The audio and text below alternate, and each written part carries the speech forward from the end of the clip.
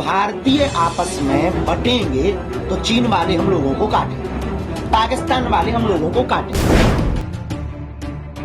बटोगे तो कटोगे के बीच बागेश्वर बाबा का करो या मरो वाला बयान। धीरेन्द्र शास्त्री ने ओवैसी को लिया आड़े हाथ।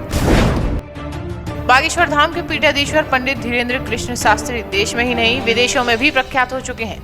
आए दिन उनके बयान टीवी चैनलों और सोशल मीडिया पर वायरल होते रहते हैं। देश में बटेंगे तो कटेंगे को लेकर सियासी माहौल गरमाया हुआ है। उधर बागेश्वर बाबा ने भी एक अपील कर दी है जो अब लोगों के बीच चर्चा का विषय बना हुआ है। दरअसल वायरल वीडियो में धीरेन्द्र शास्त्री ने इस भारत में मुस्लिमों की बढ़ती जनसंख्या को लेकर नया बयान दे दिया है। उन्होंने कहा कि हम भारतीय आपस में जात पात के नाम पर लड़ते रहते हैं, इसलिए जाति के नाम पर बटे हुए हैं। हमें अपनी जाति पर गर्व होता है लेकिन हिंदू होने पर नहीं। यही सोच हमें पीछे करती जा रही है जिसको अब बदलने की जरूरत है।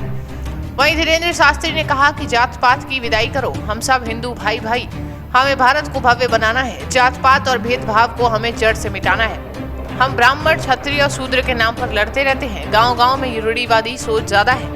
वहीं हमें हिंदू होने का गर्व होना चाहिए। हिंदुस्तान में होना गर्व की बात है। हिंदू बनकर देश में रहना है, ब्राह्मण क्षत्रिय शूद्र बनकर नहीं। वहीं घुसपैठियों का मुद्दा बीजेपी झारखंड के चुनाव में जोर शोर से उठ रहा है। वहीं घुसपैठियों के मुद्दे पर धीरेन्द्र शास्त्री ने कहा कि इस देश में प्रायोजित तरीके से षड्यंत्र चल रहा है। विधर्मी जिन्हें हिंदू होने से प्यार नहीं है, राष्ट्रगान से प्यार नहीं, जिन्हें गजवाए हिंद चाहिए, वे अपने संख्या बढ़ा रहे हैं। रोहिंग्याओं को बुलाकर भारतीय नागरिक बनाकर विधर्मी अपनी सत्ता जमाना चाहते हैं। हम वही भारतीयों को, हमको, आपको जागना होगा और देश विरोधियों को देश में पनाह नहीं देंगे। वही वो कहते हैं कि 21 से 29 नवंबर तक हिंदू एकता पदयात्रा होगी। भारत के सनातनियों को जगाने के लिए, जात पात ऊंच नीच भेदभाव को मिटाने के लिए ये पदयात्रा होगी, क्योंकि भारत में अब करो या मरो की बारी है। भारत पर संकट भारी है, इसलिए हम पदयात्रा करेंगे। बता दें कि धीरेन्द्र शास्त्री शुक्रवार को भोपाल में भाजपा विधायक संजय पाठक के निवास पर पहुंचे थे, जहां उन्होंने सोशल मीडिया पर ये सारी बातें कही हैं। अगर वो एज ए मुख्यमंत्री, जो माननीय उत्तर प्रदेश के मुख्यमंत्री, अगर उन्होंने महात्मा होने के नाते ये नारा दिया, कट्टर हिंदू होने के नाते, बहुत अच्छा दिया।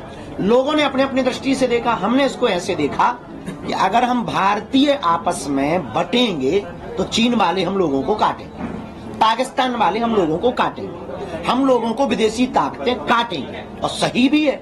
इसलिए भारत के प्रधानमंत्री ने कहा एक रहेंगे सेफ रहेंगे। पर एजे अगर कोई पॉलिटिकली बयान कहो तो इस पर हमारी कोई टिप्पणी नहीं, पर हिंदुस्तानी होने के नाते ये टिप्पणी है कि हम भारतीयों को बटना नहीं है, बटेंगे तो सच में। बिल्कुल हमने कहा है, हमने ये कहा मेरे अंगने में तुम्हारा क्या काम भाई। मक्का मदीना में हमें नहीं बुलाया जाता।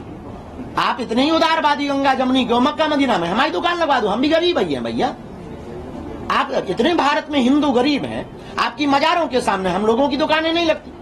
तो मेरे अंगने में तुम्हारा क्या काम? आपको त्रिवेणी का ज्ञान नहीं, संगम का ज्ञान नहीं, संतों के मान का पता नहीं, कथा का आपको पता नहीं, संतों की महिमा का पता नहीं, खालसा क्या होते हैं, पंथ क्या होते हैं, इसके बारे में आपको पता नहीं। तो आप वहां जाकर के करोगे क्या? धंधा करके मूत्र कांड करोगे, थूक कांड करोगे? इससे बेहतरीन ये मेरे अंगने में तुम्हारा क्या काम? हम तुम्हारी मस्जिदों में नहीं घुसते, तुम हमारे, और हमारे हिंदू तुम्हारी मस्जिदों में घुसे जूते मार। अपराधी की कोई जात नहीं होती और अपराधी के कोई सपने नहीं होते। अपराधी के सपने सिर्फ अपराध होते हैं और अपराध होते हैं, तो उसके जितने भी सपने हैं उनको चकनाचूर किया जाना चाहिए। और सुप्रीम कोर्ट के जो आदेश है उसको हम खंडन नहीं कर सकते हैं, क्योंकि हमारे दादा परदादाओं ने इस देश के संविधान को स्वीकार किया है। देश संविधान से ही चलेगा। तो जो सुप्रीम कोर्ट का निर्देश है वो ठीक है, लेकिन एक बार हम फिर प्रार्थना करेंगे कि पुनर्विचार होना चाहिए। अपराधियों के कोई सपने नहीं होते, उनका एक ही सपना होता है अपराध करना।